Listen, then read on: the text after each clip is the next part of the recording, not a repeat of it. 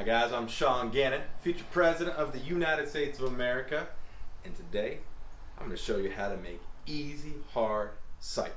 Okay, this one's going to be a little different. It has hard, regular apple cider, and it's going to have a little cherry flavor to it. So, ingredients you're going to need: 1 pound brown sugar. This one's light brown sugar, but it doesn't matter. Some container that can hold it all needs to be cleaned out. There's special brewing cleaner that you're going to use, similar to beer brewer. If you have a beer kit, you can easily use that, but a jug works just fine. Couple gallons of hard or regular cider. Now you want to make sure this cider here is pasteurized cider. That's what you want right there, pasteurized. But you don't want it to have what's the word I'm looking for? Pasteurized, no preservatives, and no preservatives. Right, yeah. No preservatives, but you want it pasteurized. And then same thing with the cherry cider. Now we're not adding the cherry cider today. That's in a couple days. We'll add that to our mixture.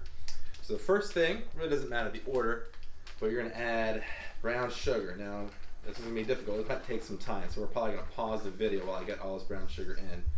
Making sure everything's clean. It's gonna take a while. I don't know if this is even gonna work, but so we're gonna pause the camera and come back when I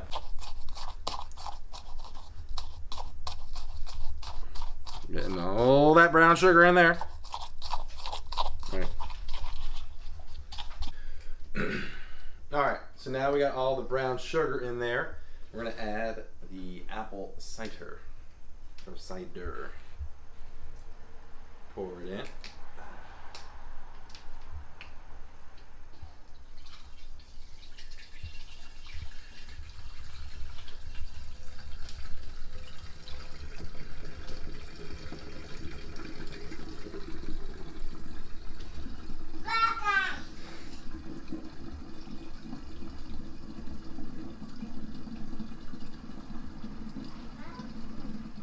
Now with this amount, you could make a total of 5 gallons, but we're only going to make 3 gallons worth in this one.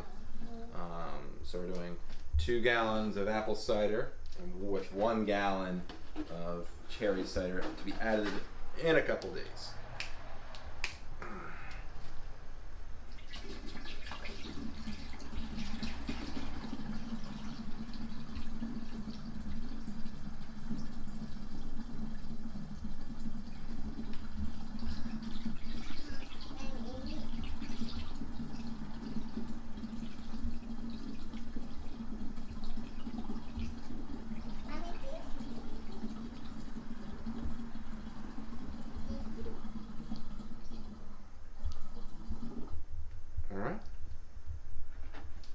There we go.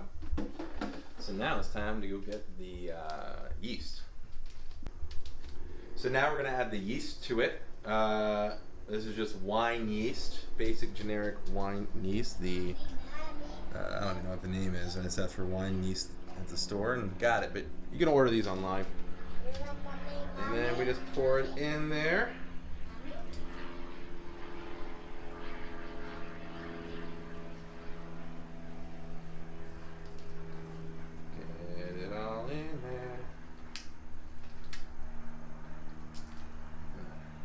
A little bit left, not super crucial. They will multiply, but now I cleaned off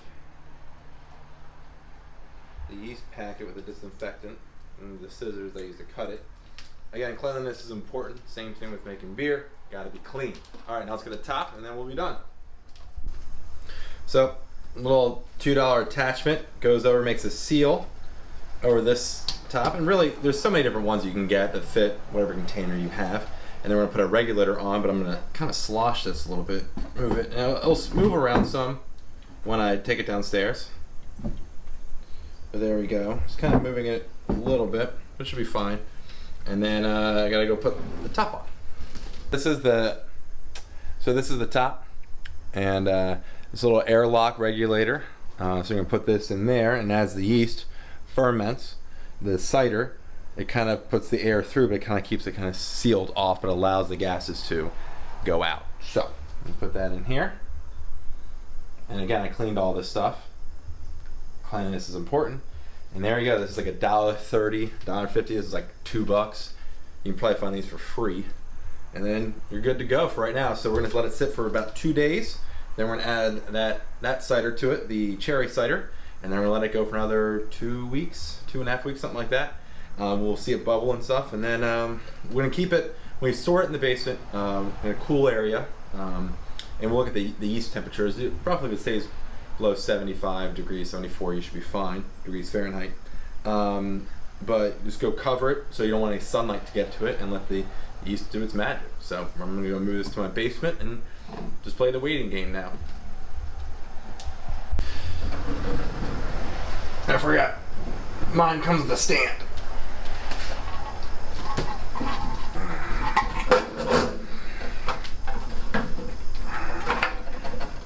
It's all wet on the inside so it doesn't fall too loud.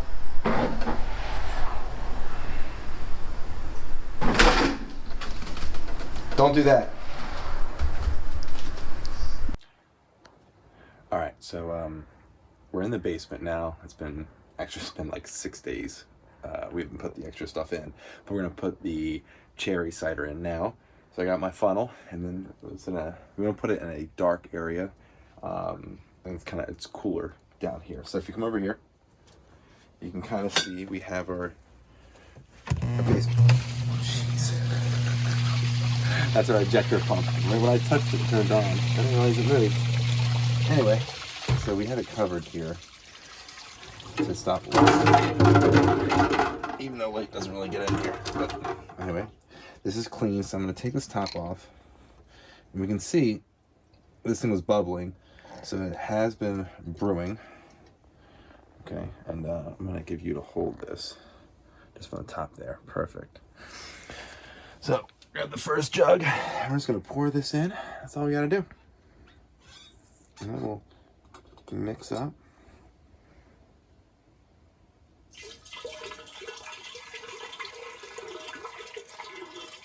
I don't think I needed to shake it, but I guess I can check afterwards. So this is a total of 1 gallon of this cherry cider. Again, pasteurized, but no preservatives.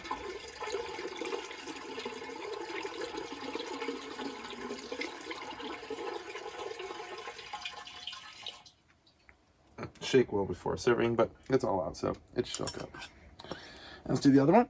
And we're gonna save these bottles because we're gonna put it in this bottle when we're done.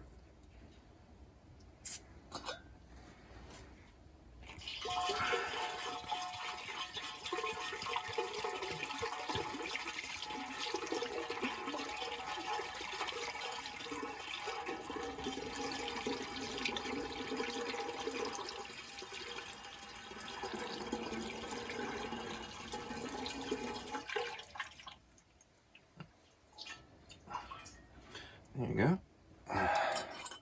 And clean these out so we can use them. Top, and I'll put the top back on.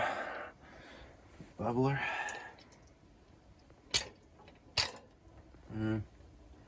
Might need to add more water to it, but anyway, that's it.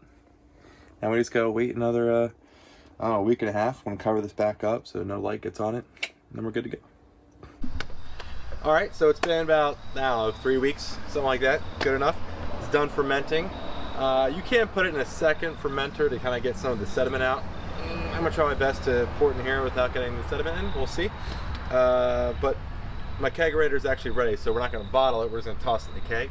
If you were gonna bottle it, you just put it in sanitized bottles, put a little sugar in there, cap it, wait another week. It will create CO2, then you can drink it. This way, I put it in the kegerator, I add CO2, that adds a carbonation to it. But I also like cider very little carbonated. That's the right way to say it. So anyway, taking the airing cap out. And now I'm gonna try to pour it into here, my mini sextal keg, without spilling it. All right, and obviously I cleaned that right beforehand. So the goal is to pour this. Now if I remember correctly, if I did it like this, there we go. Get it going.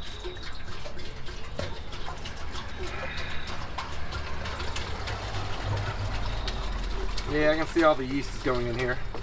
It's fine. It just has a little yeasty taste to it. I'm trying to not let it all go down though. So as soon as it's done, I'm gonna stop. But you can see that's all the yeast. Top of the glass bottle. It's slowly dripping in there, so you can have some in there. It's not bad for you, but it'll make you fart. Some chunks are going in. Obviously, if I used my normal brewing thing, you can pour it out without the yeast getting in there, but this is what we have, and I'm showing you what you can do if you don't have anything really. All right, there you go, and that's it. So now I'm just gonna get the capper to seal it and toss it in the fridge. All right, so let's get the cap. All right, so now we got the top. I'm just gonna do this. It's gonna seal it up. So I'm gonna put it in.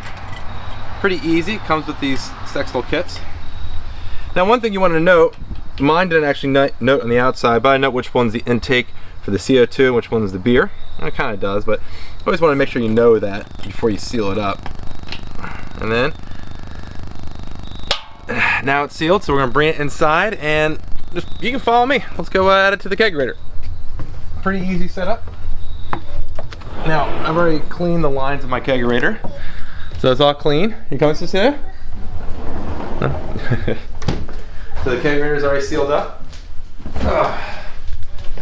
The lines are sealed. So what I want to do is, where the CO2 line is, input, I'm going to add this in. Okay. Boom. Now what you want to do, I'll turn on my CO2 tank. And then I'm going to add CO2 to it. Oh, so notice here. You see how CO2 is bubbling?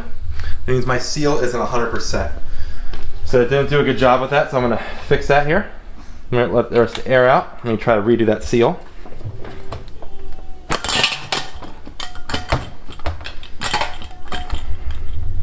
We can get this in there. So I'm going to try again. I reset it, see if the CO2 comes out. And we're good. So what you want to do is, yeah, you can see a little thing there. But just kind of redo it, make sure it's sealed up. I'm going to fill it with CO2 right now. Let it get all filled up in there. Then I'm going to stop it. And I'm going to let that CO2 out to the top. I want to get all the oxygen out of here. So I want only CO2 to help keep it clean.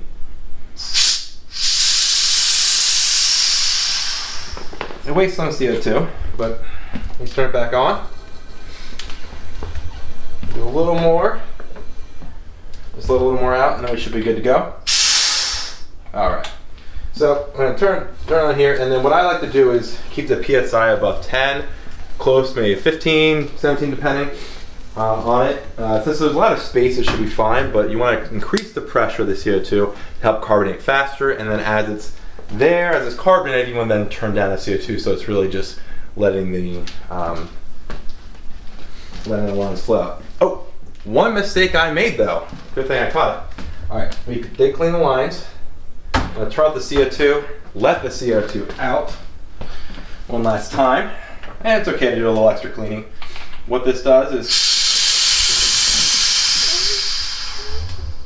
you don't want to put the tap for the line in when the CO2 is full. It'll explode everywhere.